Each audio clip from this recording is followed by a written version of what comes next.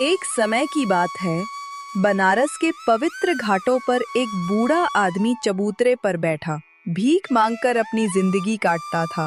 वह दिन भर चुपचाप आने जाने वालों को देखता रहता, किसी से कुछ कहता नहीं, और अगर कोई राहगीर उसे कुछ दे देता तो बस कृतज्ञता भरी आंखों से उसकी ओर देख लेता। हर रोज सुबह उसी घाट से एक पंडित जी गंगा स्नान के लिए निकलते थे। जब पंडित जी जाते तब बूढ़ा आदमी गहरी नींद में होता, लेकिन जब तक पंडित जी स्नान करके लौटते तब तक वह बूढ़ा आदमी वहां से गायब हो जाता। फिर भी पंडित जी का करुणा भरा हृदय हर दिन उसके लिए पैसे और प्रसाद उसी चबूतरे पर छोड़ जाता। बूढ़ा आदमी बाद में उन्हीं पैसों से चाय ले आता और प्रसाद खाकर दिन भर वहीं बैठा रहता। राहगीर भी उसे कुछ न कुछ दे ही जाते थे। शाम को जब पंडित जी गंगा आरती से लौटते तब भी वे उसके लिए खाना रख जाते। वह भोजन कर चबूतरे पर सो जाता। यही सिलसिला यूं ही कई वर्षों तक चलता रहा। इन्हीं दिनों पंडित जी का एक शिष्य भी उनसे शास्त्र और पूजा पाठ सीखने आने लगा। सुबह से लेकर शाम तक वह पंडित जी की सेवा और शिक्षा में रहता, और धीरे धीरे उसने भी उस बूढ़े भिखारी को गौर से देखना शुरू किया। एक दिन दोपहर को जब पंडित जी विश्राम कर रहे थे, तभी उनके शिष्य ने हिम्मत जुटाकर पूछ ही लिया, गुरुजी, एक बात पूछूं? आप उस भिखारी पर ही इतनी कृपा क्यों करते हैं? यहाँ तो और भी बहुत से भिखारी रहते हैं, लेकिन आप किसी और को कुछ नहीं देते, फिर उसी के लिए इतना कष्ट क्यों उठाते हैं? बेटा, जब भी मैं उसे देखता हूँ मेरा हृदय करुणा से भर जाता है। बस इतनी सी बात है। गुरुजी, आप कुछ छिपा रहे हैं। मैंने देखा है, वह बूढ़ा आदमी आपको देखते ही चुपके से हट जाता है, जैसे आपसे डरता हो। जरूर कोई राज है। मैं आपका शिष्य हूँ, मुझे तो बताइए, पूरी सच्चाई बताइए। आखिर उसके साथ हुआ क्या था? बेटा, तूने जिद कर ही ली है तो सुन, लेकिन याद रख, ये कहानी बहुत दर्द भरी है। वो बूढ़ा आदमी जिसे आज सब भिखारी समझते हैं, कभी बनारस का सबसे बड़ा सेठ हुआ करता था। उसका नाम था हरिशंकर सेठ। दिन रात बस धन कमाने की धुन सवार रहती, न पूजा पाठ न भगवान का नाम, और दान पुण्य तो जैसे उसके जीवन में था ही नहीं। केवल पैसा, पैसा और पैसा। सेठ, वह भिखारी? गुरुजी, यह कैसे हो सकता है? कोई इतना बड़ा सेठ अचानक भिखारी कैसे बन गया? क्या यह किसी अभिशाप का असर था या फिर उसके कर्मों का फल? हाँ बेटा, कर्म का फल ही था। कई साल पहले की बात है। हरिशंकर सेठ की कोई संतान नहीं थी। उसकी पत्नी राधा देवी बेहद धार्मिक थीं। वो रोज मंदिर जातीं, गंगा स्नान करतीं और भगवान से संतान की प्रार्थना करतीं। एक दिन उन्होंने सेठ से प्रार्थना करते हुए कहा, सेठ हरिशंकर का घर बहुत बड़ा और भव्य था। हवेली की हर चीज वैभव और ऐश्वर्य से भरी थी। वहीं राधा देवी अपने पति से संतान की प्रार्थना करते हुए कह रही थी, सेठ जी, सुनिए ना, कितने साल हो गए हमारी शादी को, लेकिन घर सूना है, कोई वारिस नहीं। मैं चाहती हूँ कि हम पुत्र प्राप्ति के लिए पूजा करवाएं। भगवान से प्रार्थना करेंगे तो जरूर फल मिलेगा। पूजा? अरे राधा, क्या फायदा? पैसा लगेगा, समय बर्बाद होगा। मैं इन सब ढोंग में नहीं मानता। बस कारोबार संभालो, पैसा आएगा। संतान होनी होगी तो हो जाएगी, क्यों व्यर्थ का खर्चा? सेठ जी, ये ढोंग नहीं, ये विश्वास है। मैंने सपने में देखा है, देवी माँ आशीर्वाद दे रही हैं। बस एक बार पूजा करवा लीजिए, मैं सब संभाल लूंगी। आप सिर्फ बैठना। पड़ोस वाले कहते हैं पंडित रामनाथ जी बहुत विद्वान हैं, उन्हें बुलाएंगे। ठीक है राधा, इतना अनुनय कर रही हो तो करवा लो, लेकिन ज्यादा खर्चा नहीं करना। और हाँ, दान वान दक्षिणा ये सब नहीं। पूजा खत्म, सब घर जाओ, समझी? जी, जैसा आप कहें, लेकिन कम से कम पंडितों को सम्मान तो दीजिएगा। वे हमारे लिए मंत्र पढ़ेंगे, भगवान से प्रार्थना करेंगे। पुत्र होगा तो आपका कारोबार संभालेगा।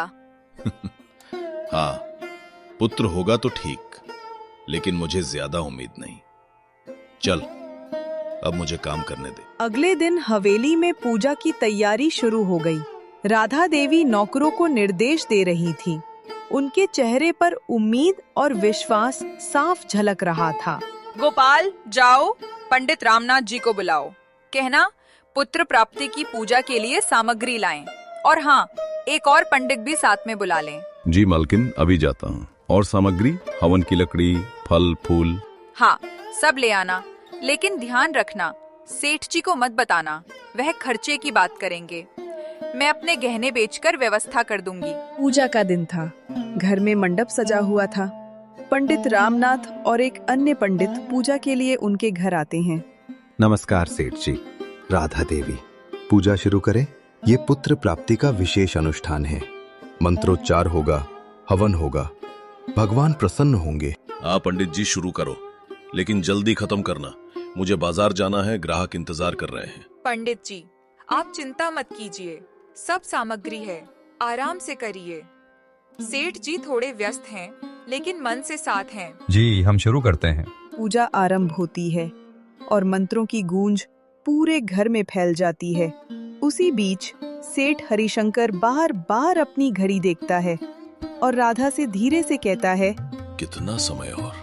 ये लोग तो घंटों बैठे रहेंगे, मेरा काम रुक रहा है। सेठ जी, थोड़ा धैर्य रखिए, यह हमारे लिए है। पुत्र होगा तो सब ठीक हो जाएगा। कुछ समय बाद पूजा समाप्त हो जाती है। सेठ जी, पूजा सफल हुई, भगवान प्रसन्न है। अब दक्षिणा का समय है, कुछ दान दीजिए, गरीबों को, मंदिर को, ये शुभ होगा। दान? अरे पंडित जी, पूजा हो गई ना, बस काफी है। दक्षिणा मेरे पास नहीं, आप लोग जा सकते हैं। राधा, इनका सामान बांध दो। सेठ जी, दयालु बनिए, कम से कम कुछ तो दीजिए। पंडित जी ने दिन भर मेहनत की, भोजन तो करवाइए। भोजन? घर में क्या होटल है? जाओ बाहर खा लो। मैंने पहले ही कहा था, ज्यादा उम्मीद मत रखना। सेठ जी, ये अपमान है।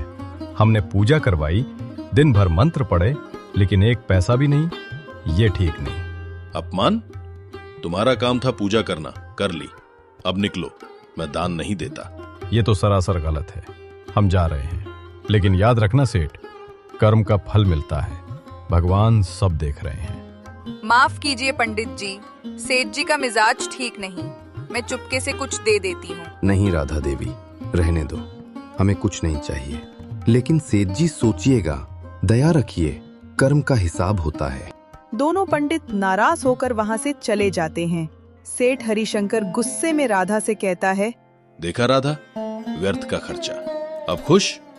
ये पंडित बस पैसे के लिए आए थे। सेठ जी, आपने गलत किया, पंडितों का अपमान हुआ, भगवान नाराज होंगे। मैंने तो विश्वास से पूजा करवाई थी। चुप रहो, भगवान क्या करेंगे? पैसा कमाओ बस। अब मुझे काम के लिए जाने दो। इसी तरह समय गुजरता है और 2 साल बाद राधा देवी माँ बनती है और एक प्यारी सी बच्ची को जन्म देती हैं। उसका नाम लक्ष्मी रखा जाता है। सेठ जी देखिए ना, हमारी बेटी कितनी प्यारी है, घर में लक्ष्मी आई है, पूजा का फल मिल गया। बेटी, ये क्या लाई हो? मैंने पूजा पुत्र के लिए करवाई थी, ना कि बोझ के लिए। इसकी शक्ल भी नहीं देखूंगा, ले जाओ इसे। सेठ जी ऐसा मत कहिए, बेटी भी भगवान का आशीर्वाद है। हम पालेंगे, बड़ा करेंगे, वो भी घर की लक्ष्मी बनेगी। देखिए, उसकी आंखें आपकी जैसी हैं। नहीं, मुझे नहीं चाहिए। रोज देखकर गुस्सा आएगा। तुम्हें रखना है तो रखो, लेकिन मेरे पैसे मत लगाना। नौकरानी को बोलो संभाल ले। सेठ जी, आप इतने कठोर कैसे हो सकते हैं? ये हमारी संतान है, मैं अकेली कैसे पालूंगी? कृपया उसे गले लगा लीजिए। सोच लिया? बस, अब इसके बारे में बात मत करना। मैं बाजार जा रहा हूँ। समय बीतता है और राधा देवी लक्ष्मी को प्यार से पालती हैं, जो अब 5 साल की हो गई थी, जबकि सेठ हरिशंकर हमेशा लक्ष्मी से दूर रहता है। बेटी देखो, यह गंगा माँ की माला है, रोज प्रार्थना करना, एक दिन तुम्हारे पिताजी को भी समझ आएगी। माँ, पिताजी मुझसे क्यों नहीं बोलते? मैंने क्या गलत किया? कुछ नहीं बेटी, वह व्यस्त रहते हैं। तू पढ़ाई कर, अच्छी बन, एक दिन वह तुझे गले लगाएंगे। राधा देवी बार बार सेठ को समझाने की कोशिश करती रहती हैं। सेठ जी, लक्ष्मी अब स्कूल जाने लायक हो गई है। उसे अच्छे स्कूल में भेजिए। वह बहुत होशियार है। स्कूल और खर्चा? नहीं राधा, मुझे पुत्र चाहिए था। यह सिर्फ बोझ है। अगर तू पढ़ाना चाहती है पढ़ा सकती है, लेकिन मेरे से पैसे मत मांगना। आपका दिल तो पत्थर का हो गया है। इस दुख में मैं दिन दिन कमजोर पड़ती जा रही हूँ। सोचिए, लक्ष्मी का क्या होगा? तुम्हारी मर्जी। मुझे तो अपना कारोबार संभालना है। समय धीरे धीरे बीतता है। राधा देवी बीमार रहने लगती हैं और एक दिन उनका देहांत हो जाता है। सेठ हरिशंकर अकेला रह जाता है अपनी बेटी लक्ष्मी के साथ। अब ये लड़की बोझ बन गई है, कैसे संभालूं? पैसा लगेगा, समय लगेगा, क्या करूं? सेठ जी, लक्ष्मी को प्यार दीजिए, मालकिन की याद है वो।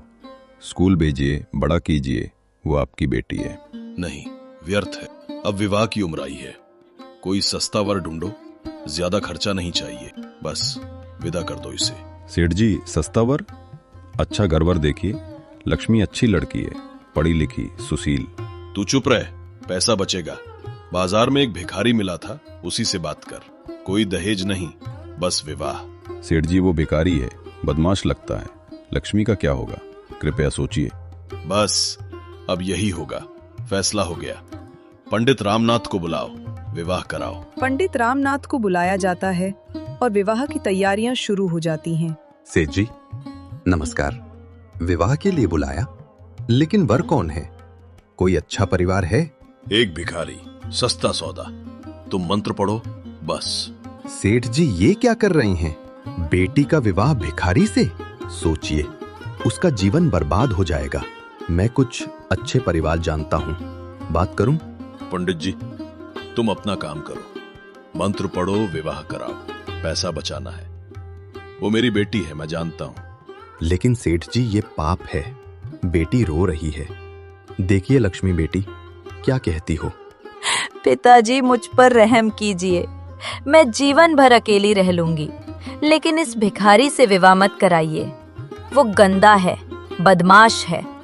माँ की कसम, ये अन्याय रोक दीजिए। चुप रहो लक्ष्मी, फैसला हो गया। पंडित जी, शुरू करो। सेठ जी, मैं ये पाप नहीं कर सकता। लक्ष्मी बेटी, रो मत, मैं तुम्हारी मदद करूंगा। विवाह कराओ, वरना यहाँ से निकल जाओ। मैं दूसरा पंडित बुला लूंगा। मजबूरी में पंडित रामनाथ विवाह की रस्में पूरी करते हैं और अंततः लक्ष्मी को विदा कर दिया जाता है। उसका मन पूरी तरह टूट चुका था। आंखों में आंसू लिए कांपती आवाज में लक्ष्मी रोते हुए कहती है, पिताजी, अलविदा। आपने जन्म दिया, पर मेरा जीवन छीन लिया। आपने मुझे जिंदा रहते ही मार डाला। कुछ ही दिन बीतते हैं कि एक दर्दनाक खबर आती है। जंगल में लक्ष्मी का शव मिलता है। उसकी मौत ने पूरे नगर को स्तब्ध कर दिया। सेठ जी, आपकी बेटी का शव जंगल में मिला है। उस भिखारी ने उसे लूट लिया और बेरहमी से मार डाला। जेवर, पैसे सब लेकर भाग गया। आपने गलती की, उसे ऐसे आदमी के साथ बांधकर। मेरी बेटी? ये कैसे हो गया? मैंने तो सोचा था सस्ता होगा, पर हे भगवान, क्या हो गया? अब पछताने से क्या होगा? भिखारी फरार है। आप अंतिम संस्कार की तैयारी कीजिए। भारी मन और पछतावे से भरे आंसुओं के साथ सेठ हरिशंकर पंडित रामनाथ से मिलने पहुंचता है, जैसे कोई अपराधी क्षमा मांगने आया हो। पंडित जी, आप सही कहते थे। मैंने पाप किया, लक्ष्मी चली गई। अब क्या करूं? मेरा कारोबार भी डूब रहा है। सेठ जी, अब पछतावा कीजिए।